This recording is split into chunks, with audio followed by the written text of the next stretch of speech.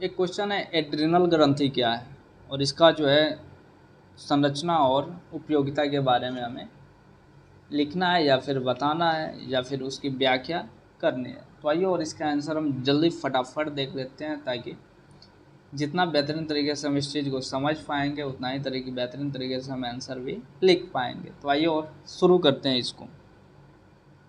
Adrenal ग्रंथि का स्थान हमारे शरीर के दोनों वृक्क के ऊपर होता है। एड्रिनल ग्रंथि के दो भाग, बाहरी भाग तथा भीतरी भाग होते हैं।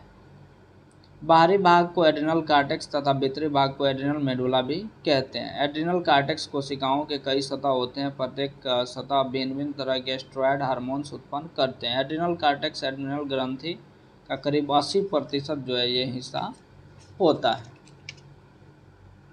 एड्रिनल कार्टेक्स से निकलने वाला हार्मोन शरीर के कार्बोहाइड्रेट तथा नमक के चयापचय का निर्धारण जो है वो इसी से होता है, एड्रिनल कार्टेक्स से। यदि एड्रिनल कार्टेक्स का यह भाग ठीक से ढंग से कार्य नहीं कर पाता या किसी कारणवश से यह कार्य करना बंद कर देता है तो इससे संबंधित चयापचय में गड़बड़ी आ जाती है और धीरे धीरे प्राणी जो है वो मौत के मुंह में समा जाता है, काल के गाल में समा जाता है। एड्रिनल कार्टेक्स के विभिन्न प्रकार के स्टेरॉयड हार्मोन से निकलता है, जिसे एक साथ मिलाकर एड्रिनल स्टेरॉयड की संज्ञा दी जाती है। इस हार्मोन के एक उपसमूह को ग्लूकोकार्टिकोइड्स भी कहा जाता है, जो कार्बोहाइड्रेट तथा ग्लूकोज के चयापचय पर अपना प्रभाव डालता है। इस समूह के हार्मोन जैसे कार्टिजोल से रक्त ग्लूकोज मात्रा में वृद्धि होती है तथा इससे प्रोटीन को तोड़ने या विश्लेषित करने की प्रक्रिया तीव्र होती है। इससे सांद्रता अधिक होने या घायल होने या संक्रमण होने से उसमें फूलन में कमी होती है। कार्टिकोस्टेरॉइड की मात्रा अधिक होने पर यह न्यूरॉन्स को भी बर्बाद कर सकता है या कर देता ही है।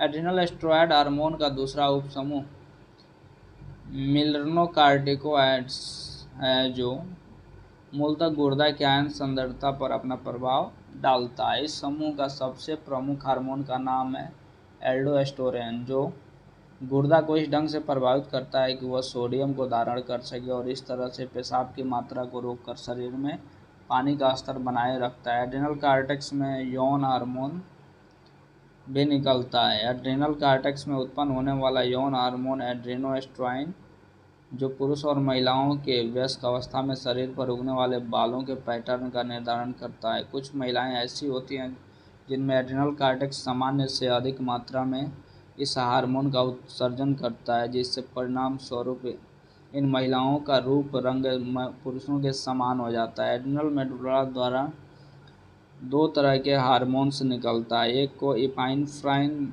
या एड्रिनल तथा दूसरे को इपाइनेफ्राइन या नॉरएड्रेनालिन कहा जाता है। इन दोनों एमाइन हार्मोन के उदाहरण है जो अनुकंपित तंत्रिका आवेग की अनुक्रिया के प्रति क्रियाशील होते हैं। इन दोनों तरह के हार्मोन को एक संयुक्त नाम अर्थात केटकोल हार्मोन्स का भी नाम दिया जाता है। इन दोनों तरह के हार्मोन्स में इपाइनेफ्राइन या एड्रेनालिन का महत्व अधिक है, क्योंकि इनका संबंध व्यक्ति के सांवेगिक स्थिति पर सीधा पड़ता है। जब रक्त में एड्रेनालिन मिलता है तो इससे व्यक्ति में तीव्र संवेग उत्पन्न हो जाता है और व्यक्ति में निम्नलिखित परिवर्तन होने लगते हैं, जो ताकि बाहर में के आपातकालीन स्थिति के साथ ठीक ढंग से समायोजन कर सके।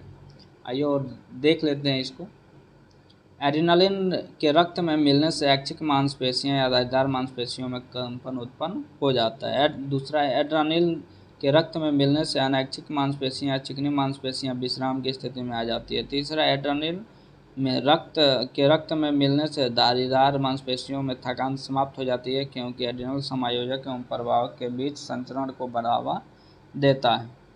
चौथा, एड्रेनालिन के रक्त में मिलने से शरीर में खून के वितरण में परिवर्तन आ जाता है। ऐच्छिक मांसपेशियों में खून की आपूर्ति बढ़ जाती है तथा पाचन कार्यों में खून की आपूर्ति कम हो जाती है। पांचवा है, एड्रेनालिन के रक्त में मिलने से रक्तचाप जो है ब्लड प्रेशर वो बढ़ जाता है।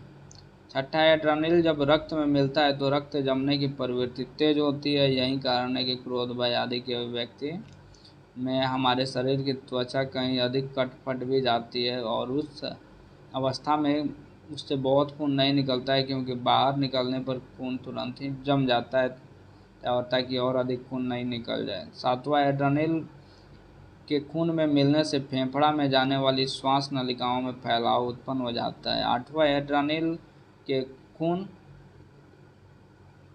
में मिलने से यकृत यानी जो लीवर है अधिक क्रियाशील हो जाता है, जिसके परिणामस्वरूप खून में चीनी की मात्रा बढ़ जाती है। नौवां, एड्रेनालिन के रक्त में मिलने से पलिया अधिक उत्तेजित हो जाता है, जिसके फलस्वरूप रक्त में लाल कणों की संख्या बढ़ जाती है। और जो नॉर एड्रेनालिन के रक्त में मिलने से एड्रेनालिन के रक्त में मिलने की ठीक विपरीत यह प्रतिक्रिया होती है, लेकिन हमेशा ऐसा नहीं पाया जाता है। कभी कभी इन दोनों तरह के हार्मोन्स का प्रभाव एक समान होते देखा गया। अभी इससे संबंधित और कुछ जो है शोध किए जा रहे हैं।